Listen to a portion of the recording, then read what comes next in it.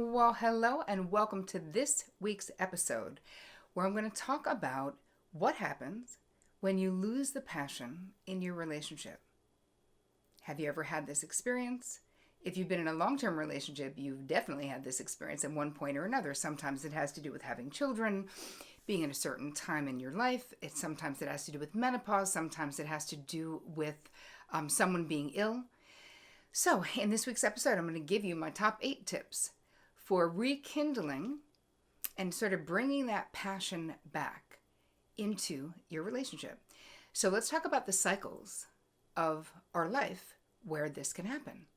So if you have young children, that can be one cycle of life where in the beginning, let's go all the way back to the beginning of a relationship where it's like, oh my God, we're getting so much dopamine released in our brains from being sexual, falling in love. It just kicks up all of these feel-good hormones, and it cathects us, which means connects us, right? Bonds us to our person. So there's a reason. There's a physiological reason why in the beginning of a relationship people want to have so much sex, and that maybe later on it's less so. It's how we bond. And we're getting all of that dopamine. Then, we're excited. We're still in love. Life is still good. We get married. But then what happens? Life happens. Real life happens. And that means you have a life separate from your partner. That means that there can be disappointments. And then you have kids. And if you're a woman and you're watching this and you have children, your body changes. How you feel about your body may change. It doesn't mean those changes are wrong, right? You're beautiful, amazing, miraculous God pod, as Chris Carr would say, that actually produced human beings. And that is something. But I feel like for a lot of women, it's a transition because you don't know what it's like. And I actually have not myself experienced this because I inherited children. So I don't know for sure, but I do know that a lot of my friends and my sisters, when they were going through it, there was a struggle. They still felt a lot of pain. You're not supposed to have sex for about, 6 or 8 weeks after you give birth. So, and some people, it's also a downloaded blueprint around what were you taught. Some people think you shouldn't have sex at all while you're pregnant. I think that's crazy. But, there are some really out there beliefs, but that's like family stuff. So, having children, not having enough sleep. When you're raising humans and you're exhausted, it can be very challenging to prioritize your relationship and to prioritize sex. The problem that I've seen a lot in my therapeutic practice is that people will come in and basically say, well, after we have the second kid, we just got into this thing where we were sleeping in different beds, where we would take turns being up with the baby. Whatever it is, they got into a place of still really loving their person and being partnered with them, but where they just didn't nurture the spark, that passion, and they feel like it's gone.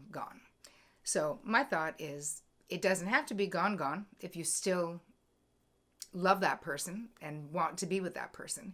But I want you to think about it differently. So these suggestions are going to give you the ability to basically reframe anything you've seen in the movies, anything that said it should be easy and that people should want to have the same amount of sex when they first get together as they did when they have a 2-year-old and a 1-year-old. No, that's not real life. That's not true. Right? People are tired. Raising humans is exhausting. Working is exhausting. Struggling financially is exhausting. All of those things can negatively impact your libido. So don't make yourself wrong. Please look at this episode as a way to get curious about what you can do that will change how you're relating to your partner. So the first thing is I'm going to ask you to do a little inventory of like underlying resentment. So if you're watching this, are there things that you are resenting your partner for, but that you haven't told them about? So you're just going to do a little inventory. Sometimes there are things that didn't come up until you had children together, right? And if this is a relationship but you don't have kids, you might still be harboring resentments that you haven't handled. And if you don't handle them, even within yourself, they can really put a damper on how sexual you want to be with someone. So that's the first step, is you're going to take your own little internal, and don't worry, I have a little downloaded, the 8-step download, so there'll be some questions that you can answer so that you get a more clear idea I want you to carve out time. Number 2 is you have to be able to sort of almost institutionalize being physical. It doesn't have to be sex, but being physical. Move it into affection. Move it into giving each other massages. Move it into something that feels really good, but you have to plan it. Because anything that's not on your calendar when you're so busy in life just doesn't happen. It's like it doesn't exist. So I'm going to ask you to figure out, it can be date night, it can be massage night, it can be whatever the night is going to be where you're together with no phones, focusing on each other. Because it's so easy to think that your partner will always be there or that you don't need to do that. But the relationship, I want you to think about a long-term relationship as you, your partner, and the third entity is the actual relationship itself. So it's not just about you or the other person. It really is about the union itself. If you go to see a marriage counselor, the client of the marriage counselor basically is the marriage, which is different than it being one of the people in the marriage. So there's got to be some kind of dialogue. So that number 2 is schedule, intimacy time, fun time, whatever it's going to be. But there has to be dialogue about what's happening. Like, be more voluntarily vulnerable. Be more voluntarily vulnerable is what I'm trying to say with your partner. That's number 3. When you're talking about whether it's sexual stuff, whether it's life stuff, like talk about stuff that's real the way that you used to. I mean, if the relationship is a safe environment to do so. But I feel like it's very easy to just start phoning it in. Not just sex, either not having sex at all or phoning it in, or even in the relationship. You talk to other people, maybe you work all day, you come home and you're like, ugh, I don't want to. But a relationship will not just take care of itself. The 4th thing is that you have to shake it up. We all get into some kind of a dance. I do this, you do that, then we're done, right? The sort of the sex dance that we do. But if you want to bring the passion back, you've got to do something different. You've got to shake it up. You've got to, if usually the other person is the initiator, maybe you become the initiator. If normally you have sex only in the bedroom, maybe get a hotel one night, have somebody watch the kids and go to a hotel and have loud sex somewhere. Do something different. And that really takes a little bit of energy, right? It takes a little bit of forethought, but you can do it. The 5th thing that I have is I want you to talk to each other about what makes you feel sexual. What are the things that make you feel desirous of the other person? So what I find in my therapy practice of the last 22 years, a lot of times, and I used to see couples years ago, and they would come in and I would try to have, in the traditional sense, a lot of times this is how it was. The husband was mad that the wife didn't want to have sex, and the wife was mad that the husband didn't help her more with the kids and around the house and wasn't more complimentary and wasn't more like in it with her. And I would always try to say to the husbands, listen, I want you to imagine that helping in the house, supporting your partner in getting things done, doing the dishes or whatever, not to be really traditional, but honestly, what if you imagined that as foreplay?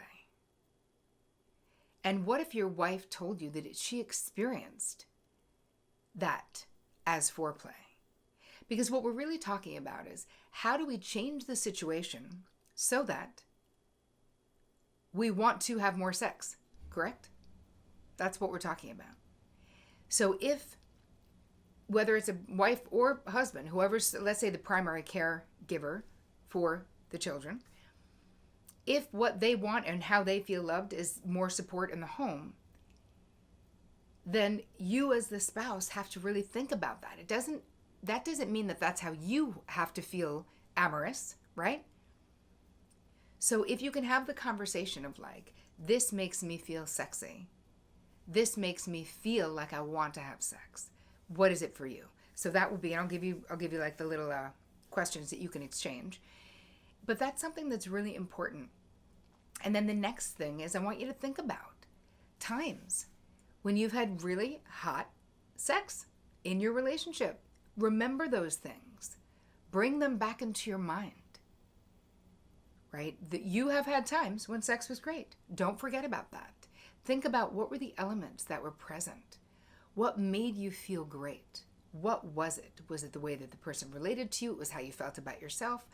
Just really start bringing that into your more current life and mind, because it can be super helpful as a place to start. Like, how will I change what isn't working? Well, let's have evidence from the past of things that did work, of times that something has worked. And do your own work. The next thing is get back into being self-sexual if you're not self-sexual, right? And if you haven't been self-sexual. So what are the things that would help you want to be self-sexual? Do you read erotica? Do you have a vibrator? Do you masturbate? Do you watch something that is erotic to you? These are all things that a lot of times when we get into busy life and when, kids and school and all the things that you have to handle, we completely forget about. But I'm going to ask you, before you even involve, your partner, to start really to dial back into your sexual and sensual relationship with yourself. Because that's really where everything starts. And if there's something that you know for sure is making you feel unsexual, unsensual, then I want you to write that down, journal about that. What is going on for you? And there are things that happen right after you have a baby. Menopause is one of those times for many women where you're just like, I'd rather read People magazine. But it's very disheartening as well, because things are changing. How your body feels, how sex feels changes. And, it gets better too, and there's many things that you can do. Don't worry, that's a whole other episode about menopause. I think I'm going to write a book, and I'm going to call it Meno Marathon, because I feel like there is no pause. This shit goes on for like 10 years. But anyway, don't worry, I'll share everything I discovered with you. But until it happened to me, I didn't even know that happened during menopause, that you don't feel sexual, that you don't want to have sex. It's just so weird when that isn't how you lived your life. So anyway, there are many external factors as well. But I hope that these are my top 8 tips to help you get back on the horse, so to speak, in your relationship. Bring that passion back. But part of it is we've got to bring it back to ourselves, right? We're the source of how we feel. What are the things that make you feel sexual? Walking, being physically well, taking care of yourself, sleeping well. Probably the number one thing, getting enough sleep hygiene. The number one thing that could help boost your libido. If you're sleeping terribly and not enough, you've got to figure out your sleep hygiene. So I want you to think about what are the things that you can do, your own relationship to yourself, and then go through the rest of the steps and see what you discover about you. Because relationships, they go through the ebb and the flow, sexually and in every other way. And, people say, well, how do you make it? How do relationships make it? Unless there's like something terrible happening, how they make it is that people don't leave. We come back together as an eventuality. There are many times in my own marriage where I've drifted further away from Vic, but it's still the most important thing in my life. So if I'm feeling far away from him, this year I said, listen, we haven't had a joint vacation together doing something we both love in a really long time. I'm doing this thing with David G in April, and I want you to come. It's like a silent meditation retreat. And he was like, okay, great. But again, I could have just said, because he's such a workaholic, hey, I'm doing this thing with David G. Bye. And he would have been like, okay, well then I'll work during that week in April into May or whatever. So again, we have to assert ourselves in what we want. And it is an effort, but it's worth the effort. So I hope that you liked this episode. I hope it added value, made you think. If so, please share it on social media. I don't know if you haven't heard, but I'm going to be going live. I'm creating the Terri Cole Show, which is going to be on YouTube, where once a month I'm going to be taking your questions and answering them live, right there, in real time. So I want to make sure that you are signed up for that. If you have not signed up for that, if you're not a subscriber to my YouTube channel, please go and do it right now. And if you're a friend of the show, if you want to support the podcast, maybe you're listening to it, please go and give a good review on iTunes. I would really love that. But really, how to support the show best, any way that you actually consume it, whether you watch it, listen to it, or just read it, is to share it with the people in your life who you think it will add value to, because that is my whole drill, my whole jam is empowering as many people as I possibly can. So I want to say thank you for watching, for listening, for reading, and for sharing. I hope you have an amazing week. And as always, take care of you.